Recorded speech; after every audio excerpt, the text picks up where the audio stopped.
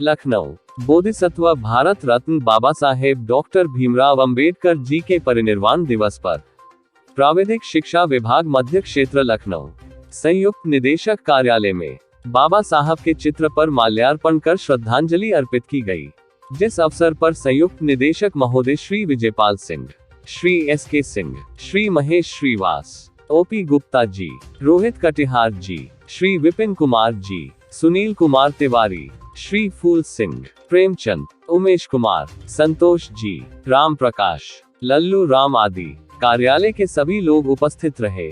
इस अवसर पर जवाहरलाल नेहरू पॉलिटेक्निक महमूदाबाद सीतापुर के श्री विपिन कुमार जी ने बाबा साहेब के जीवन परिचय के बारे में विस्तार से बताया एवं संयुक्त निदेशक महोदय ने बाबा साहेब के जीवन परिचय को विस्तार से बताया और उनके द्वारा किए गए कार्यों को अमल में लाने के लिए कहा और यह भी कहा कि बाबा साहेब के बताए गए रास्ते पर हम सबको चलना चाहिए, जिससे देश आगे बढ़ेगा।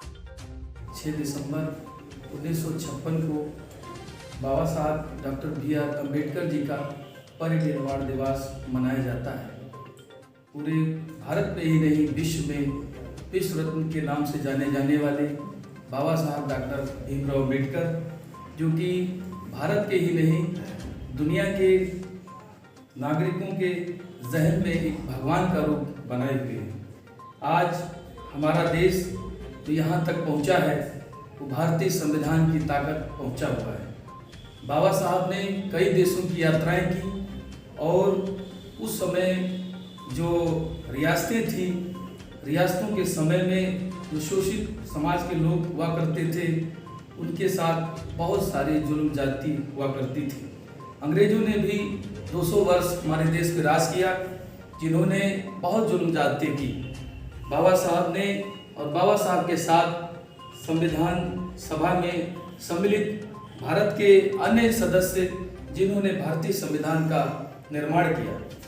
14 अप्रैल 1891 में जन्म हुआ था उनका महाराष्ट्र में, और आज ही माना जाता है।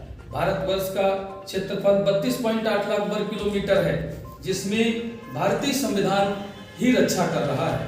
चाहे वो सीमाएं हो, चाहे व्यक्ति हो, चाहे जंगल हो, चाहे जीव हो, चाहे जंतु हो, सबकी रक्षा का विवरण, संरक्षण हमारे संविधान में निहित है।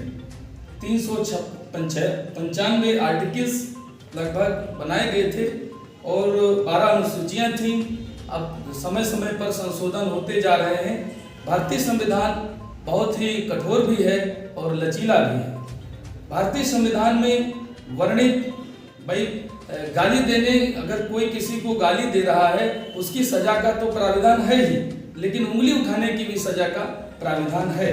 तो भारतीय संविधान हम लोगों को संरक्षण देता है, जिसके जो संविधान सभा के अध्यक्ष थे बाबा साहब डॉक्टर भीमराव अम्बेडकर जी थे, जिनको मैं कोटि कोटि नमन करता हूँ, प्रणाम करता हूँ, जिनकी बदौलत आज हम सब, हमारा देश चल रहा है। वो सब हमारे यहाँ के जो संयुक्त निदेशक सर हैं, महोदय हैं, उनको भी प्रणाम करता हूँ। सर को सभी लोग प्रणाम करता हूँ। धन्यवाद। यही अपनी वाणी को खत्म करता हूँ।